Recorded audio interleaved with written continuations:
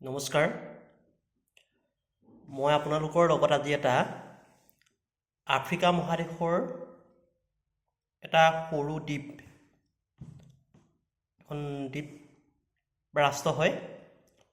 মৰিচাছ ইয়াৰ মৰিচাছ সেই দ্বীপটোৰ ৰাজধানী হৈছে পৰ্ট লুইছ আফ্ৰিকা মহাদেশৰ অন্তৰ্গত এই দ্বীপটোৰ 2015 চনৰ যি তথ্য অনুসৰি ইয়াৰ জনসংখ্যা হৈছিলে প্ৰায় 12,62,660 আৰু ইয়াৰ মাটিকালি সেই সময়ৰ তথ্য অনুসৰি 2040 বৰ্গ কিলোমিটাৰ বৰ বেছি ডাঙৰ এটা মাটিকালিৰ দ্বীপ নহয় কথা হ'ল কি সেই দ্বীপটোৰ অন্তৰ্গত এটা মই কাহিনী আপোনালোকৰ আগত মই শ্বেয়াৰ কৰিবলৈ লৈছোঁ শ্বেয়াৰ কৰাৰ আগতে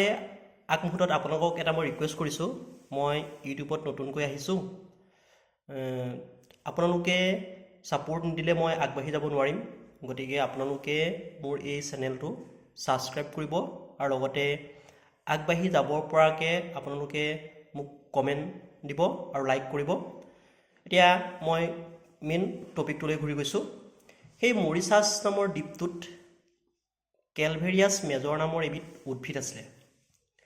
সেই উদ্ভিদবিলাক গুটিবিলাক ইমানেই কঠিন গছৰ পৰা গুটি পৰি গ'লে বা সেই গুটিক যদি পচোৱা হয় সি নগজে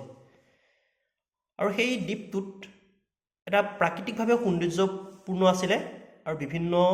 বন্দৰৰ পৰা জাহাজবিলাক আহি সেই দ্বীপটোতে ৰখোৱা হৈছিল আৰু সেই নাবিকসকলে কি কৰিছিলে সেই দ্বীপটোতে থাকি ধুনীয়াকৈ মানে বিশ্ৰাম কৰিছিল বা খোৱা বোৱা কৰি পুনৰ জিৰণি লৈ তাৰ পৰা আকৌ ৰাওনা হৈছিল এতিয়া কথা হ'ল কি সেই দ্বীপটোতে ডট নামৰ এবিধ চৰাই আছিলে চৰাইবিধ উৰিব নোৱাৰে যেতিয়া সেই দ্বীপটোত নাবিকসকল আহি ৰ'লহি বা জিৰণি ল'বলৈ বিচাৰিলে বা থাকেহি তেতিয়া সেই ডট নামৰ চৰাইবিধক মানে তেওঁলোকে মাৰি মাৰি খাবলৈ ল'লে সেই ডট নামৰ চৰাইবিধৰ লগত সেই কেলভেৰিয়াছ মেজৰ নামৰ যিবিধ উদ্ভিদৰ কথা কৈছোঁ সেই উদ্ভিদৰ গছজোপাৰ মানে কেনেকুৱা ৰিলেশ্যন আছে যে সেই ডট নামৰ চৰাইবিধে সেই গছজোপাৰ গুটিটো খাই পেলাই বিষ্ঠা হিচাপে উলিয়াই দিয়াৰ পাছতহে কিন্তু সেই গছজোপা মানে গুটিটো মানে গজে মানে এইটোৱে সিটোৰ ওপৰত নিৰ্ভৰ কৰি মানে সেই আছিলে যেতিয়া সেই চৰাইবিলাক মাৰি মাৰি খাবলৈ ল'লে এটা সময়ত চৰাইবোৰ নাইকিয়া হৈ গ'ল চৰাইবোৰ নাইকিয়া হোৱাৰ লগে লগে সেই দ্বীপটোত থকা মৰিচাছ নামৰ দ্বীপটোত থকা কেলভেৰিয়াছ মেজৰ নামৰ সেই উদ্ভিদবিধো নাইকিয়া হৈ গ'ল এতিয়া এই ভিডিঅ'টোৰ পৰা আমি এই তথ্যখিনিৰ পৰা মই এইটোকে আপোনাক বুজাব বিচাৰিছোঁ যে আমাৰ পৰিৱেশৰো ইটোৱে সিটোৰ লগত সম্বন্ধ আছে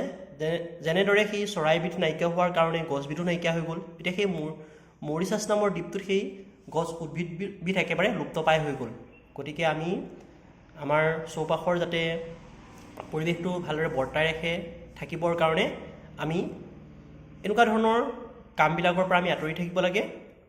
আৰু এইটোৱে আছিলে সেই মৰিচাছ নামৰ দ্বীপটোৰ লগত হোৱা এটা কাহিনী মই আপোনালোকৰ লগত শ্বেয়াৰ কৰিলোঁ আপোনালোকে নিশ্চয় জানে তথাপিও আপোনালোকৰ লগত মই কথাখিনি শ্বেয়াৰ কৰিলোঁ বাৰু যি কি নহওক